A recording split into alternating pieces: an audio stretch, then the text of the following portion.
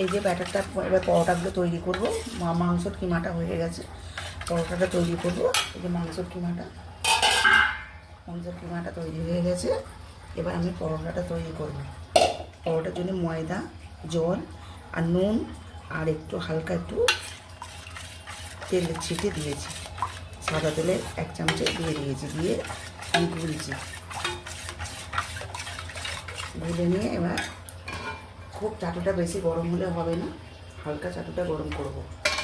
করে নিয়ে আমি এবার এটাকে দেবো, ব্যাটারটা দেবো। আর ব্যাটারটা ঠিক এরম সাইজে গোলাপে, খুব পাতলাও না খুব মোটাও না। যেরকম করেছি এরকম করে দেবেন, দিয়ে এই চামচে দিয়ে দিয়ে এরকম করে আস্তে আস্তে ঘুরিয়ে দেবেন।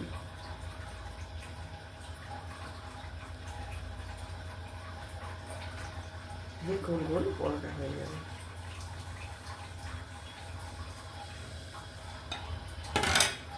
রুটি বলুন রুটি, পরোটা বলি পরোটা। রুটি একটুখানি ব্রাশ করবো, এটা রুটির মধ্যে একটু তেল ব্রাশ করে নেবো। এবার গ্যাসটা জোর দেবো। একবারে ভিমে তালে চাটু খুব গরম করলে চলবে না, অল্প চাটুটা গরম করে তার মধ্যে দিতে হবে। এইটা করবার জন্য, এই রুটিটা করবার জন্যে না বেলতে হবে না মাখতে হবে, কিছুই করতে হবে না। প্লেন গুলে নিয়ে রুটি তৈরি হয়ে যাবে। দেখুন রুটির আকারে তৈরি করেছি। আর এতে তেলও দিতে হবে না, চাটুটা শুকনো চাটুর মধ্যে হালকা গরম করে নিয়ে করতে হবে। নিয়ে আস্তে আস্তে এটা উঠে যাবে। আর একটুখানি বেশি জোর হয়ে গেছে, একটুখানি কমিয়ে দিলাম।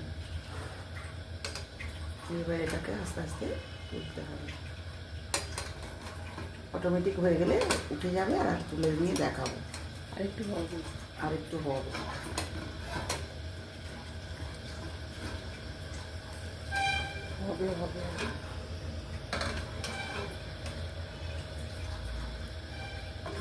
আরেকটু হবে রুটিটা।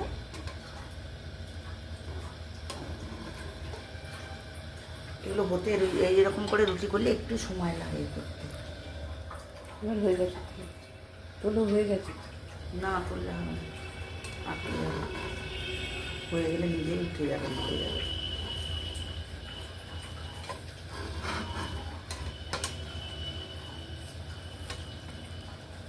আরও একটু হবে। হাতের সাহায্যে দিতে না, হাতের সাথে ওটা নেই, গরম তো।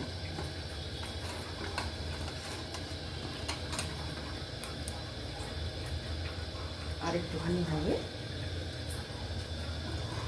হলে আমি ওইটা দেখাবো। হয়ে গেছে।